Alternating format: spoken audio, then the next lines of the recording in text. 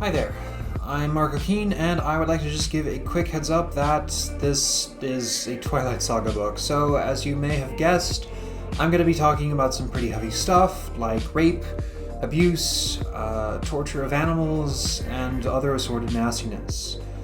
And these things are so central to my analysis that I wasn't able to coordinate talk of them to a specific section of the video. So if you want to pass on that, I don't blame you, and just giving you a heads up. For those of you who do want to press on though, here is my fantastic fiction video on Midnight Sun.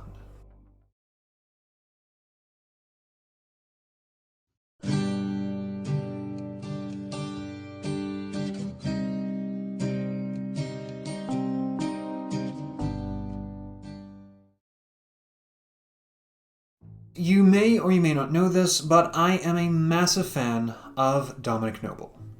His 10 Tips and Harsh Truths video is what inspired me to finally take the plunge and start this whole YouTube thing.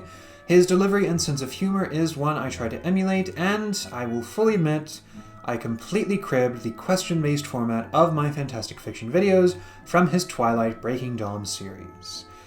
It's the last of these that I would like to focus on today because, as amusing as it was to watch Breaking Dawn live up to its title, there was a driving question the Dom posed which, to my genuine surprise, remained unanswered by the end of the series. That question being, what is the appeal of characters like Edward Cullen and plot elements like imprinting? Well, I don't always agree with the Dom's critiques. This is usually due to my possessing some esoteric or obscure piece of background information he most likely doesn't know.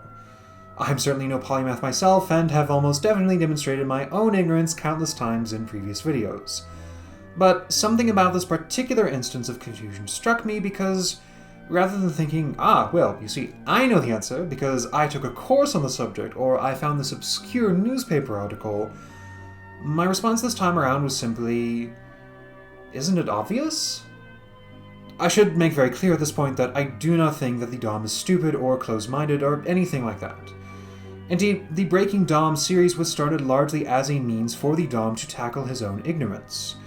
I have nothing but respect and admiration for the Dom and his investigative integrity. But that was honestly why I was so surprised when, by series' end, the Dom remained uncomprehending. Since the Dom posed the question to his audience, I started out by writing a simple comment, hoping to shed light on the answer, but as the comment grew in size and the various other factors and contexts demanded further examination, it eventually morphed into a paragraph, and then a page, and then a rabbit hole, which demanded a proper video to address.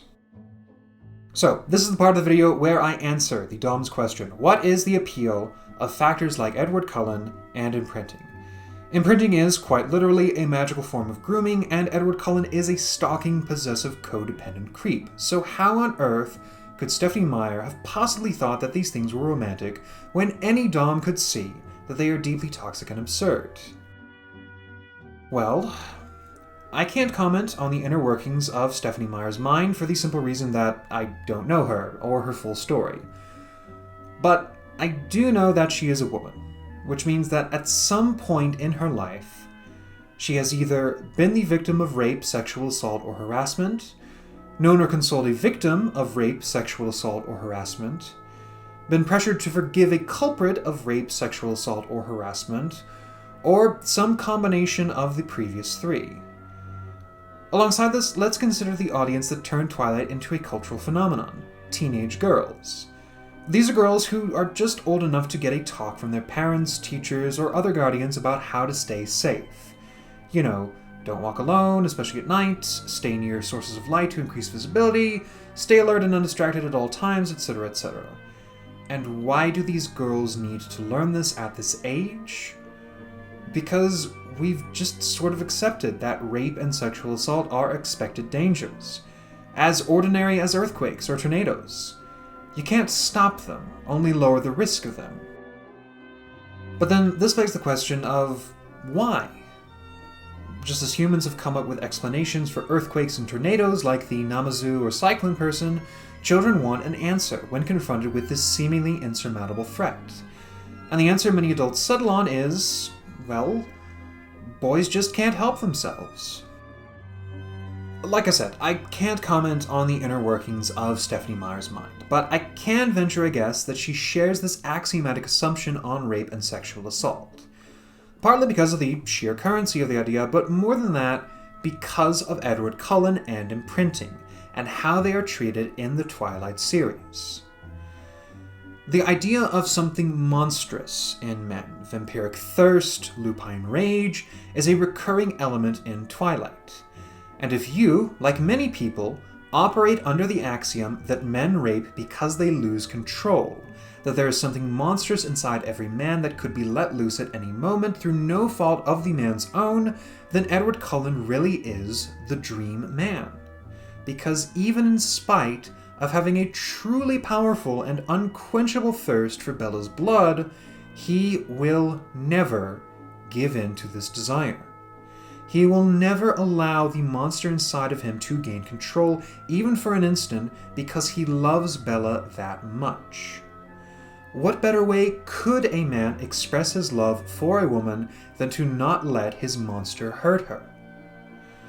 Occasional lapses, forgivable slights, unremarkable moments when the monster is let loose, as is the case of Sam and Emily, are ultimately forgivable because it was just the one time. But Edward is the perfect man because he will never have even these momentary lapses. And just as Quill will look after Claire all of her life, so too will Jacob protect Renesmee from the moment of her birth, to ensure that no monster will ever hurt her. Just imagine, just for an instant, what it would be like to live in Los Angeles and never have to worry about earthquakes, or to live in Kansas and never have to even think about tornadoes. Just what a feeling of lightness it must be to never have to worry ever again in your life, to know that you are protected. Of course, all this, every last detail, operates under that one central axiom: boys just can't help themselves. And that is an axiom which the Dom, myself, and I should hope our respective audiences do not believe. So if that's the case, why was the idea so apparent to me in Twilight? Because it's an idea I grew up believing.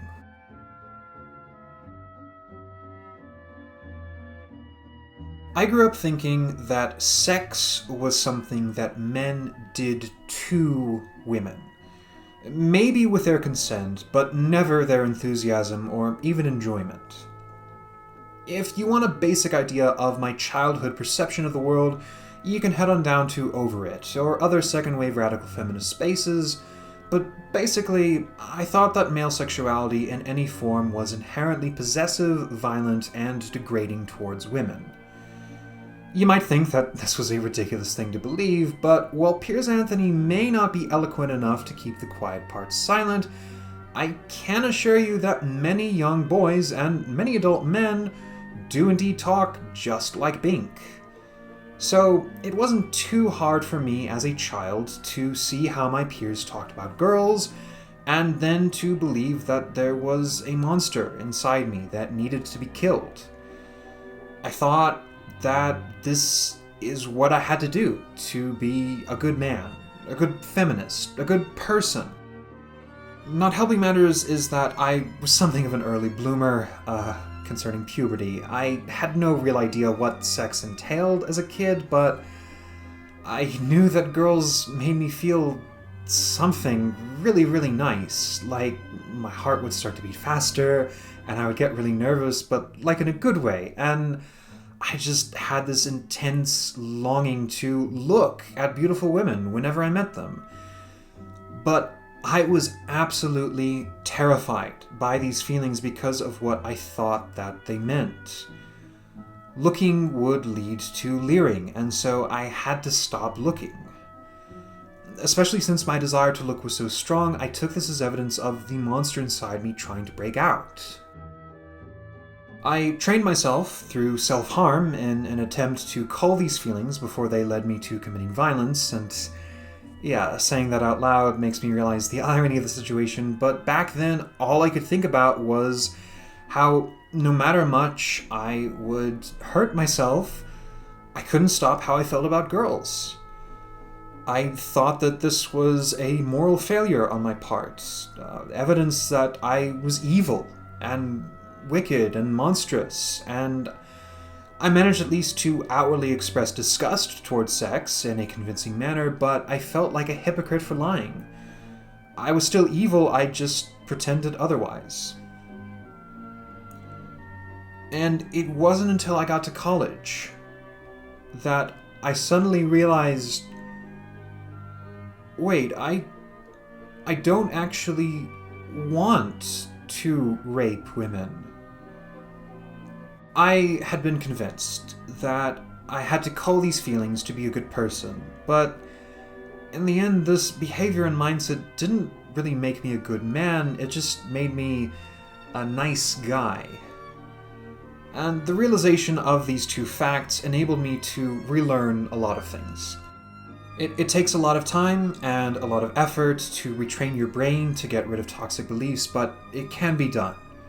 You can relearn a lot of things. And that is why I wanted to read Midnight Sun. Well, that and a few other reasons.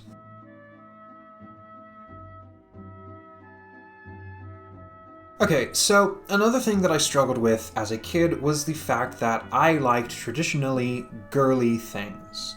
Media like Queen Bee, Totally Spies, and Dear Dumb Diary, stuff that was aimed at girls, were a foundational part of my childhood. I even started a diary of my own because I wanted to imitate Jenny Kelly.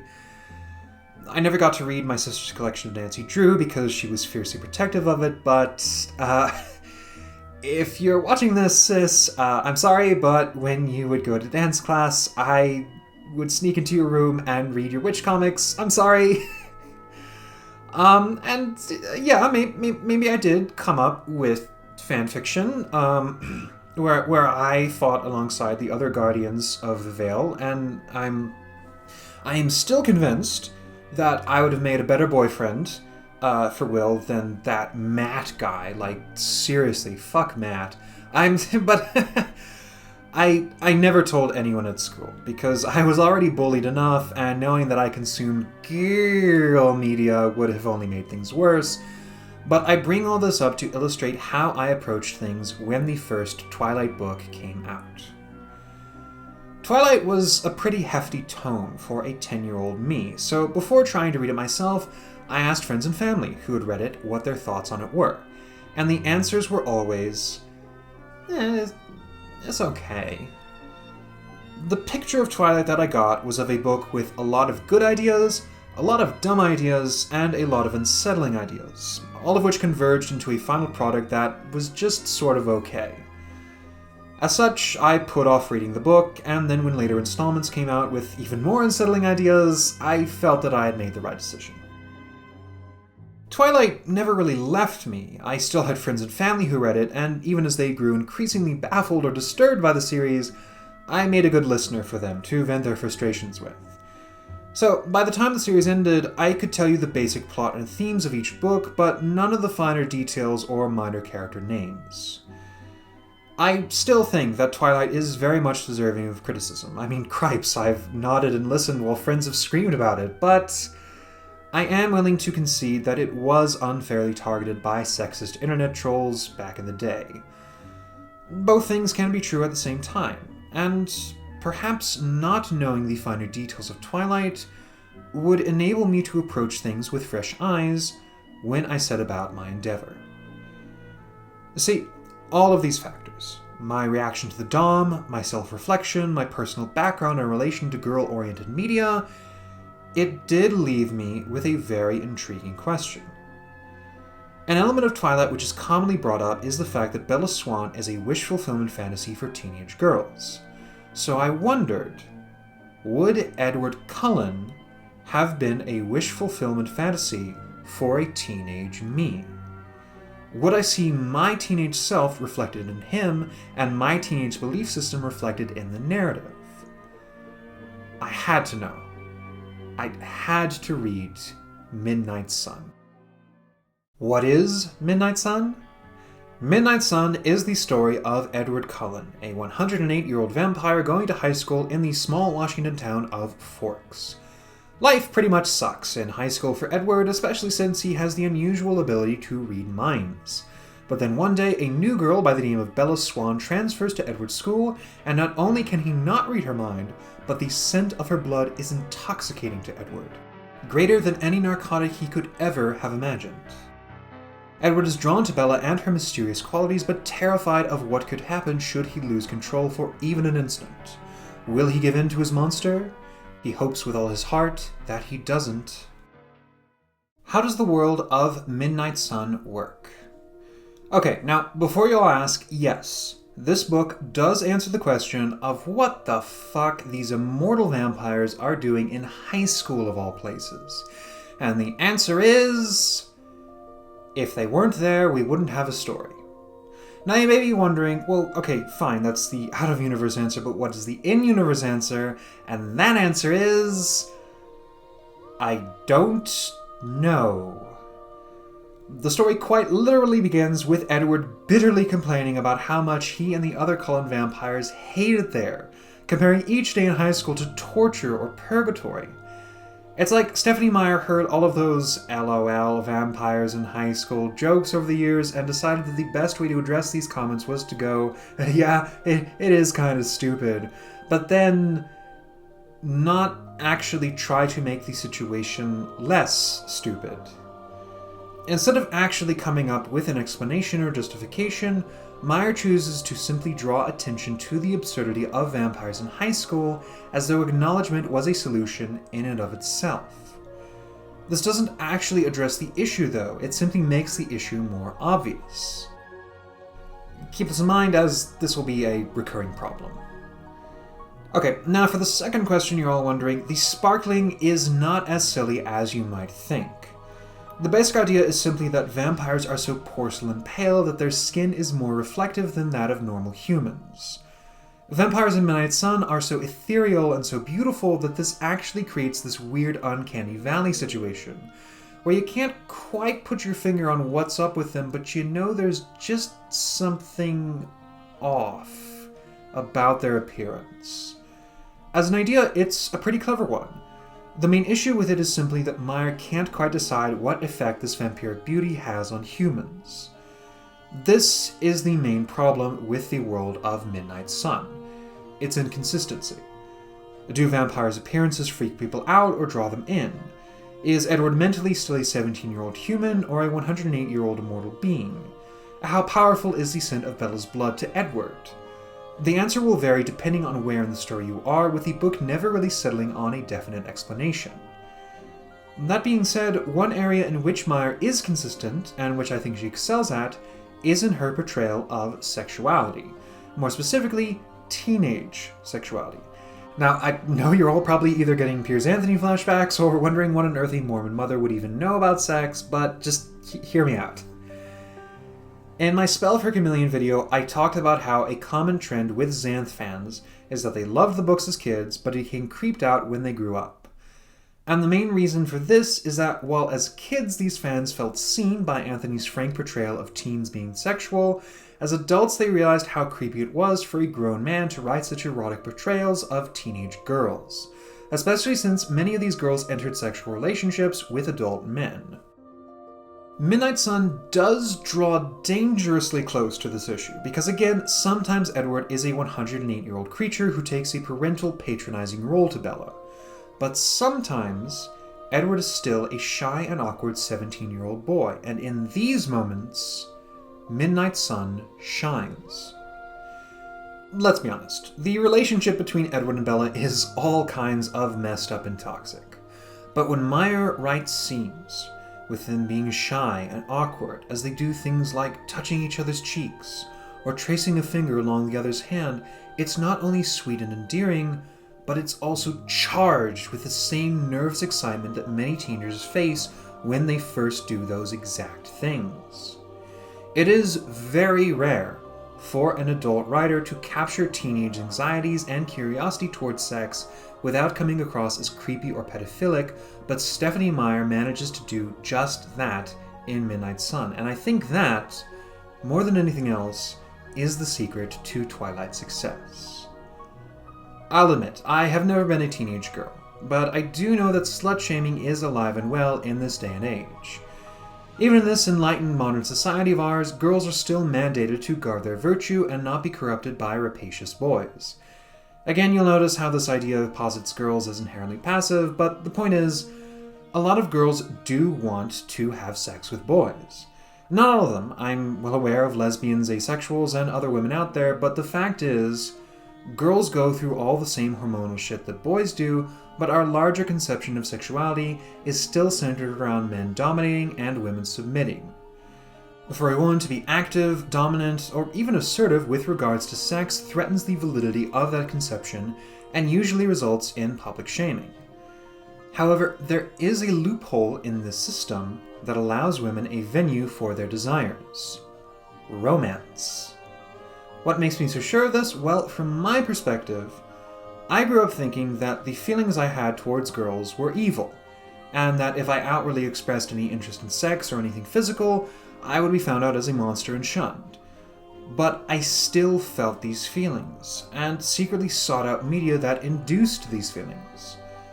Openly sexual works would get me found out, and so I avoided them. I didn't listen to pop music like Britney Spears or Katy Perry, even though I secretly liked it. Whenever a femme fatale showed up in a movie, I would loudly express my disgust, even if I was secretly enamored. And I even avoided the 6th installment of my favorite book series at the time because I'd been told it involved a porn movie set. I was so determined not to be corrupted. But works that were billed as romance, not pornography, were okay. So long as things faded to black after the characters kissed, I was safe. I could play innocent and avoid detection. People tend to mock chick lit as sappy garbage, overly romantic fluff, or vacuously chaste. But if you have no socially acceptable outlet for your desire, then you will find the acceptable outlet that most closely resembles what you want.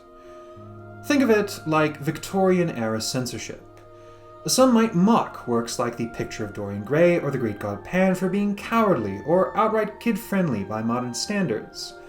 But I and many others would argue that the censorship of the time acts not as a burqa, but a corset. It restricts, but it also accentuates, and that accentuation is what you find in a lot of media for girls, like the Twilight Saga. Of course, the thing about corsets is that they also twist you up inside. And so, while I can say that some romance scenes in Midnight Sun are exactly the sort of thing that would have appealed to me as a teen, some of Edward's behavior brought back uncomfortable memories of my teenage self. The most unsettling idea I remember hearing about Twilight back when it first came out was how Edward likes to watch Bella sleep, and how the whole thing is treated as romantic by the plot. I went in expecting it, and yet somehow Midnight Sun made the situation even worse than what I'd imagined. See, it's not so much the stalking itself that I found disturbing, though that's still pretty awful, but rather how Edward justifies it to himself. Most male classmates of Bella's are pigs. They desperately want to get into Bella's pants, and Edward hears all the entitled chauvinistic bullshit they think when they're around her.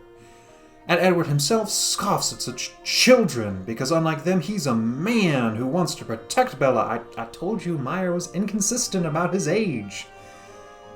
The thing is, though, from an outside perspective, even if Edward is marginally better than other boys in Bella's class, he's not that much better. It's like he's Bell Internet. Yeah, I don't exploit my customers like AT&T, so I'm an amazing Wi-Fi service. And if you don't get that joke, well, just thank God you don't live in Canada. In all seriousness, though, Edward is just as possessive, entitled, and chauvinistic towards Bella as her more misogynistic male classmates, but he manages to justify his attitude on the grounds that he only wants to protect Bella, while said classmates don't even bother with such pretenses.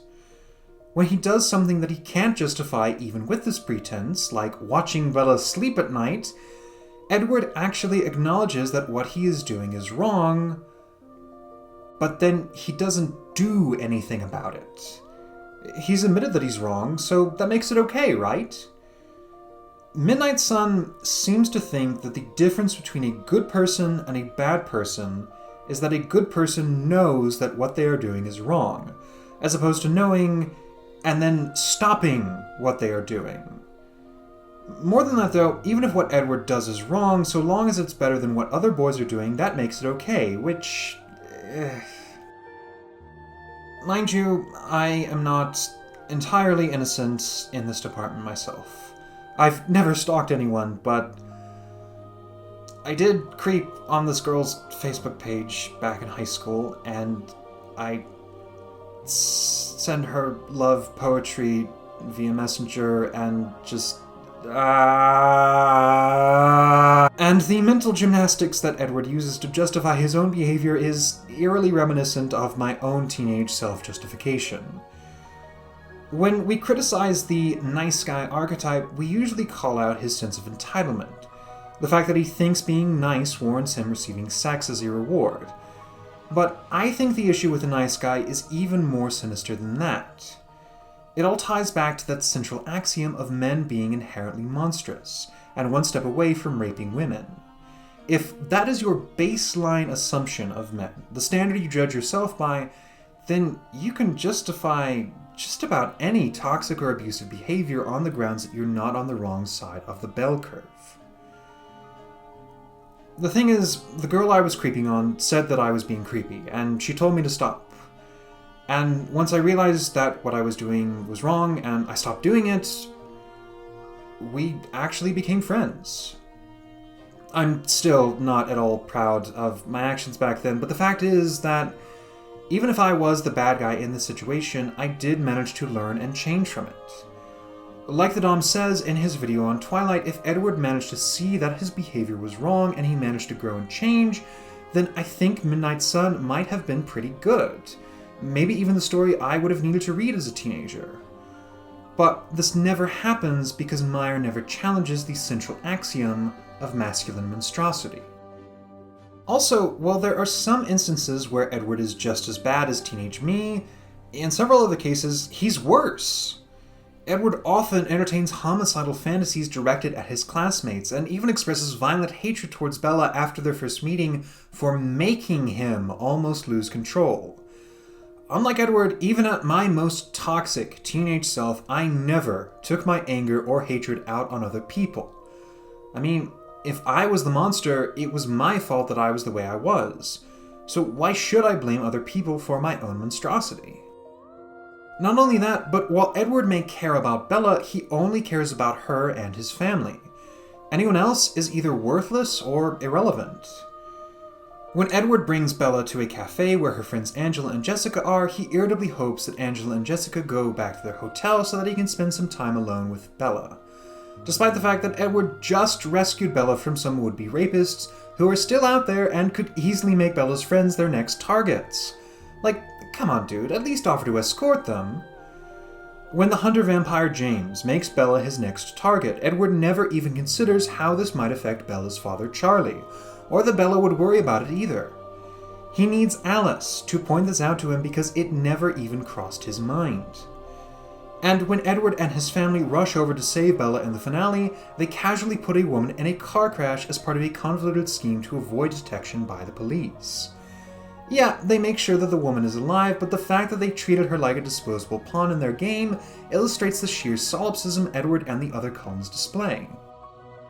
Making this even worse, though, is that Edward isn't really devoted to Bella herself, but the idea of her. Several passages in the book will go along these lines. "How was your weekend?" I asked. It's okay," said Bella, and from the way she said it, I could tell that Bella was a truly pure and selfless person, someone gentle and nurturing enough that maybe she could even love a monster like me. But no! I dare not think such things. It is too painful to hope for so much. Alright, that might be a slight exaggeration, but only a slight one. The point is, Edward has this idea of Bella in his head, which he pieces together from innocuous conversations and watching her sleep at night, this motherfucker. But Bella's actions do not really support this. The Bella in Edward's head is a holy Madonna, but the Bella we see in the text is just a normal human girl. Indeed, most of the book involves Edward lamenting what a monster he is, and then Bella saying, "Nah, it's fine, I like you just the way you are," and then Edward doubling down. He is drawn to Bella because he believes she is pure and selfless enough to love even a monster like him, but then only an impure person would really love a monster like him. So when Bella demonstrates the very action that he wants from her, Edward cannot reconcile it with the picture of perfection he has in his head and chooses to ignore or react angrily to it. The thing is, Bella doesn't seem like a bad person, at least at first.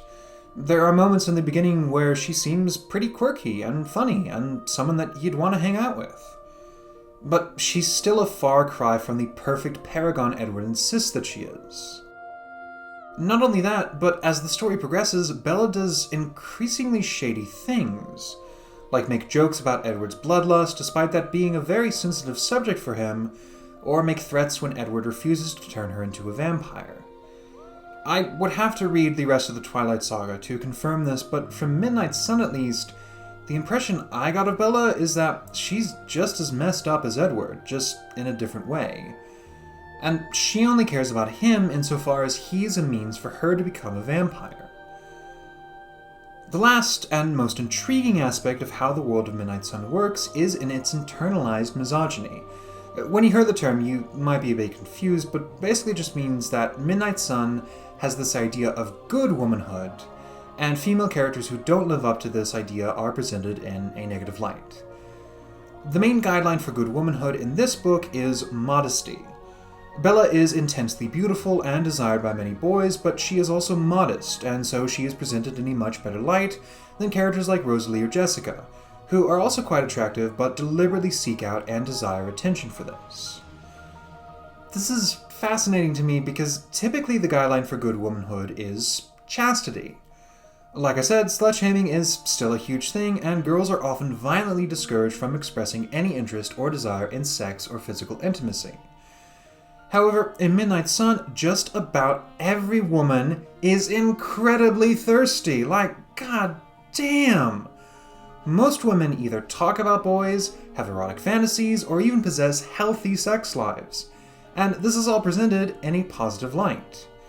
There are only 3 female characters in the book who aren't boy crazy, and they are either committed to being a mother like Esme, busy with siblings like Angela, or stuck in permanent childhood like the vampiress Maggie. More than that though, while male sexuality is presented as inherently monstrous, female sexuality is presented as inherently good, with one vampiress, Tanya, regularly engaging in relations with human men, and the narrative presenting this action in a positive light. Now, yeah, the less great aspect of this is that Midnight Sun presents having babies as the best and only real goal a woman can have. One of the biggest reasons Edward won't turn Bella into a vampire is that doing so would render her unable to have children. And of course, no thought is spared to lesbianism, asexuality, or just general disinterest. But still, the fact that Meyer is willing to admit just how women go about making babies, and to not present this as an intrinsically dirty or immoral thing, is pretty unusual, and again, probably a big factor in the popularity of the Twilight Saga. See, I know a thing or two about slut-shaming, and the ideas of internalized misogyny and good womanhood because, growing up, my second-wave Radfem mind had internalized the idea that women do not want or enjoy sex. So, girls who talked about boys or dressed provocatively or didn't reject male attention were what I learned to call sluts. And sluts were the lowest of the low because they willingly sold out their sisters to the patriarchy for personal power, since there was no other possible reason they would talk about boys or dress provocatively or not reject male attention. That is what I believed. But then, one day, I met this girl. And have you ever met someone that you just clicked with? Like, you instantly become friends because you get each other. even if your interests aren't the same, you both operate on the same wavelength, and you can talk for hours and hours and hours, and there's never a moment of awkward silence. Well, that's basically what it was like with this girl, and we became best friends. But the problem is that, according to very important people in my life, this girl was a slut. And, of course, I'd heard the rumors around school, she was experienced or whatever, but I put those rumors out of my mind because, even though, I kept hearing, a good boy like you shouldn't be hanging out with a slut like her, this girl was a really genuinely good person. And I'm not gonna lie and say that I wasn't attracted to her, but even more than that, we clicked. We were good friends, and I just enjoyed hanging out with her. It felt good just to be with her. But eventually, it got to a point where I couldn't ignore things anymore. And I asked her straight out, are the rumors true?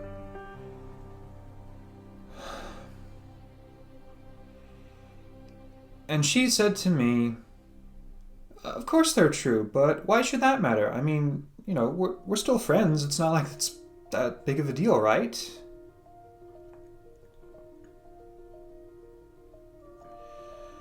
And that was the last full conversation I ever had with her.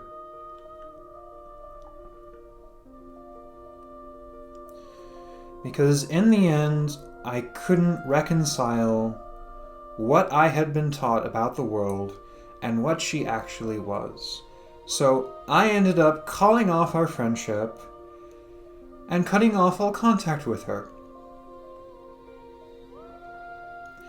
I have a lot of regrets when it comes to high school, but the biggest one that I have is still that I gave up a really amazing friendship because I couldn't handle a direct challenge to my beliefs.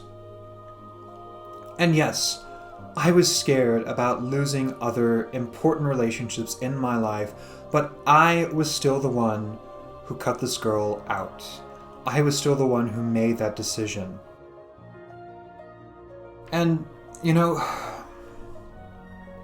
Sarah Zed, she made a video about Twilight, which is really good, and which you should all check out, in which she mentions the Harlow Rhesus monkey experiment.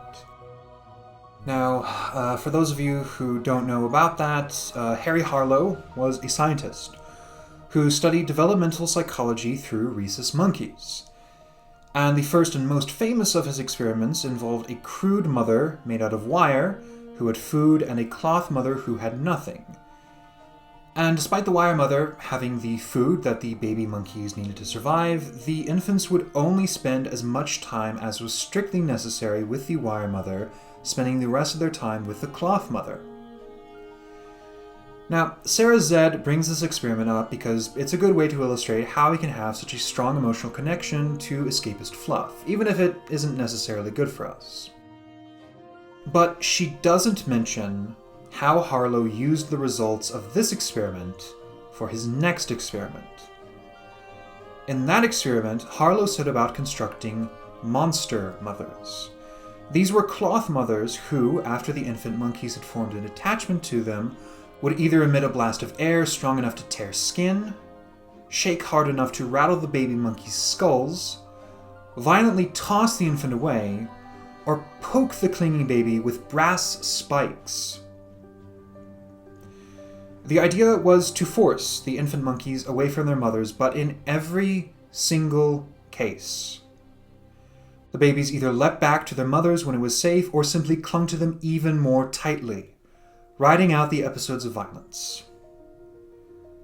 Unsatisfied with these results, Harlow raised a sentient batch of monster mothers by keeping female monkeys completely isolated for the first 6 to 9 months of their lives. When these monkeys had children of their own, many would simply ignore their babies, but others would crush the infant's skull with their teeth or smash their heads against the ground until they died.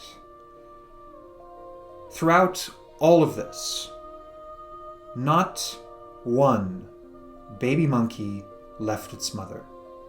Not one. No matter how violent or monstrous the mothers would get, every single baby would come running back. Those who died did so trying to earn their mother's love, instead of trying to flee to safety. I bring all this up because when we see toxic or monstrous belief systems from the outside, we are often baffled as to how anyone could think these things. We assume the belief stems from deception or ignorance, that if we simply show people the facts, they will naturally shed the beliefs that are clearly causing harm to themselves and to others. But the fact of the matter is that when confronted with logic and reason, we humans tend to double down instead of acceding.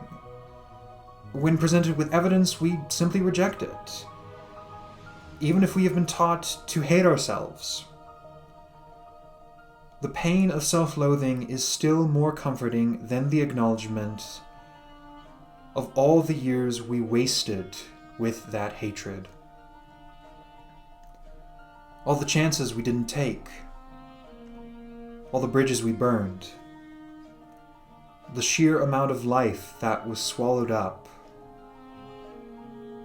It's better for us to pretend it was all worth it somehow than to cut our losses and escape.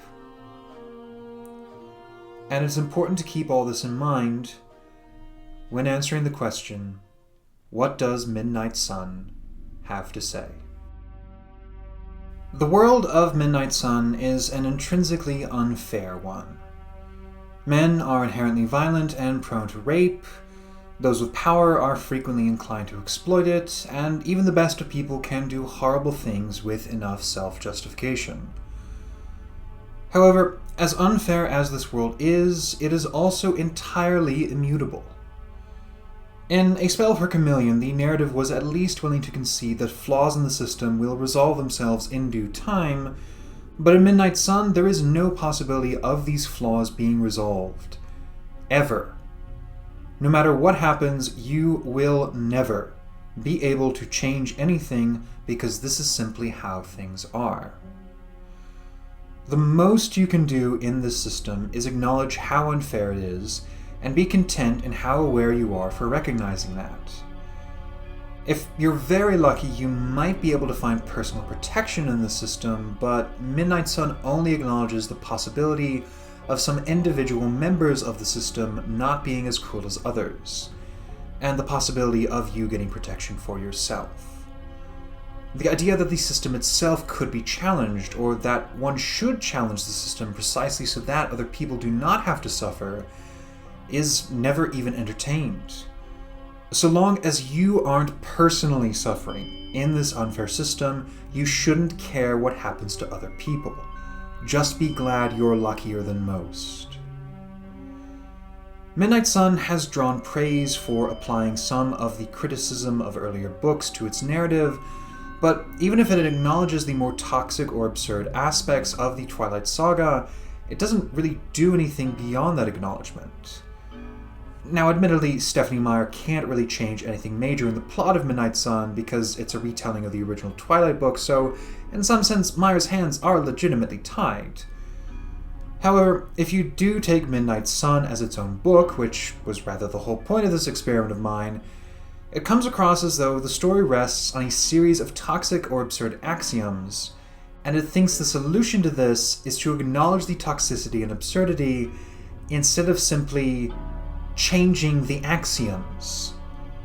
The end result is the worst of both worlds, because it demonstrates how Midnight Sun knows everything that is wrong with it, but has no plans whatsoever to change or fix these flaws. Final verdict. When I was a teenager, my favorite book series ever was The Dresden Files by Jim Butcher. This is that series I mentioned having skipped the 6th installment of back when I was a kid, for those wondering. I devoured these books as a teenager. Deadbeat, the 7th book, is the reason I decided to become a writer. If I ever meet Jim Butcher, I will want to shake his hand and thank him for what his books meant to me growing up. They are a truly fundamental, foundational aspect of who I am as a human being.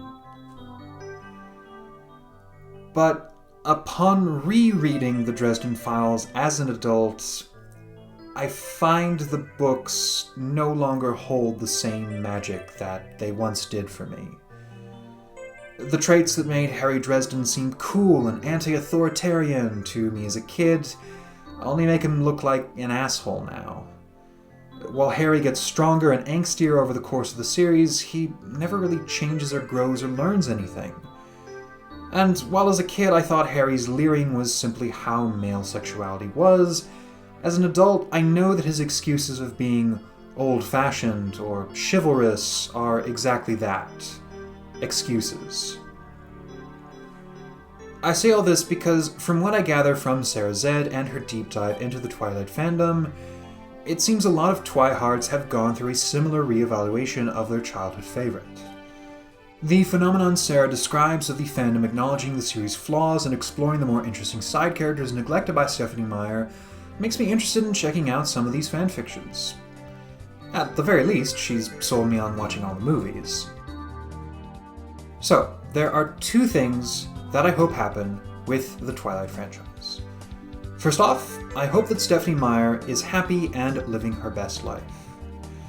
I know that there are some controversies surrounding her specifically, and not just the books that she wrote, like her appropriation of the real-life Quaalude Indian tribe for her story, but while I think she definitely deserved criticism for that, I cannot condone the sheer level of vitriol and scorn directed at her personally, especially when most of it had nothing to do with her portrayal of the Quaalude.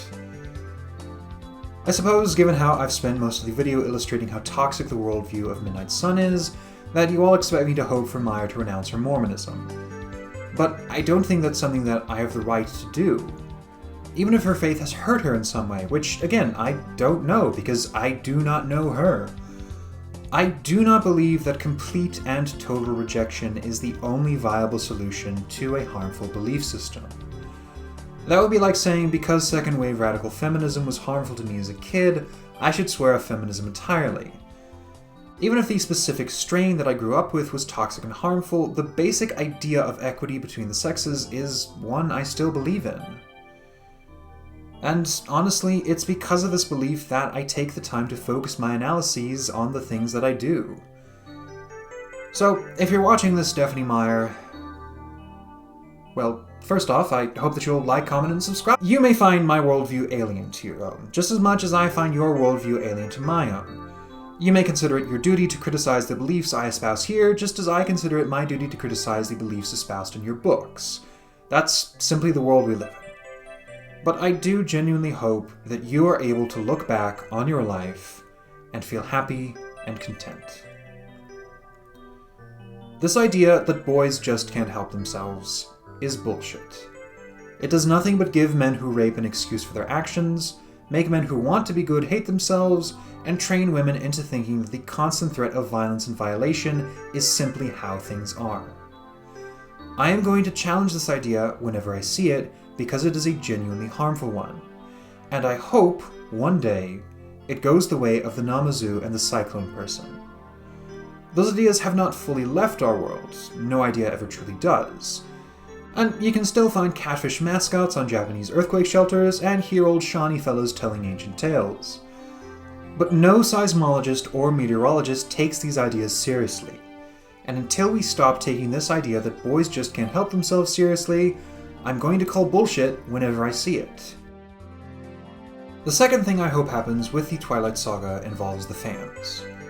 See, while I can no longer find the same joy I once had when reading the Dresden Files, none of this frustration with the books makes me want to throw out my collection, or send hate mail to Jim Butcher, or focus my energy in any destructive manner.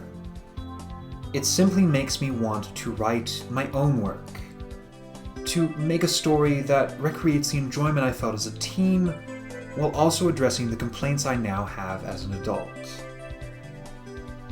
somewhere out there is someone who grew up on the Twilight Saga and who now feels the same frustration I feel towards my childhood favorite. And I sincerely hope that they turn their frustration into creating a work that is like Twilight, but even better. Something that truly addresses all the series' flaws while recreating everything good about it. Heck, maybe this work already exists, and I just don't know about it yet. I'd ask Sarah Zed if she knows, but she still hasn't forgiven me for signing her up to Bell Internet, so, yeah.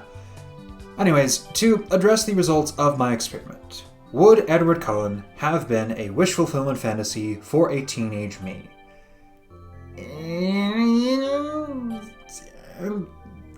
Some bits, like the romantic scenes, I would definitely have loved as a kid, but even as a teenager, I would have found many of Edward's actions beyond the pale.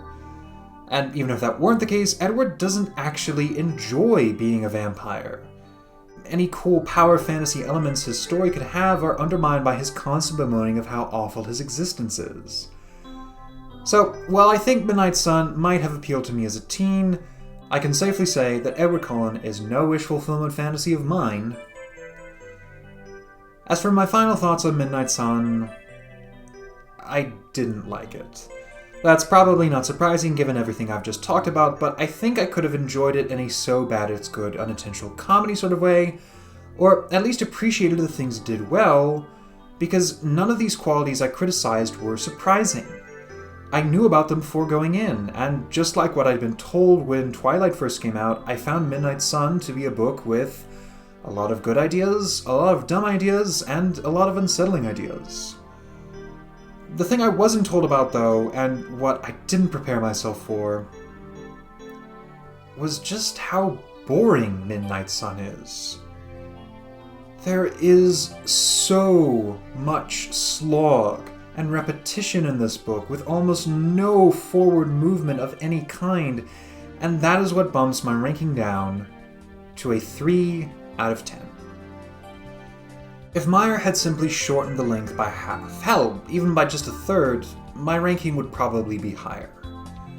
I'm definitely still interested in Twilight. Like I said, I will be checking out all the films at least, but if this slog is to be expected with all the books, I think I'll give them a pass. So for now, I'm Marco Keen, signing off, and I hope you liked this video. If you did, and you would like to see me make more, please leave a like or comment down below, share my video via Twitter, Facebook, Instagram, or other means, and subscribe to my channel. Also, for this video, I think that I will shill that nifty Quaalude move to higher ground movement that is going on right now. Yes, that's still happening. Like I said, the Quaalude are an actual Indian tribe living in the real world, and as you might expect, their reservation is located on the land that the white people didn't want. More specifically, it is located smack dab in a tsunami strike zone that is also slowly sinking due to climate change. It is genuinely a matter of life and death for these folks to move their reservation to higher ground. So if you want to help them do that, you can click the link in the description to donate or get involved. Thank you all, and I will see you in the next one.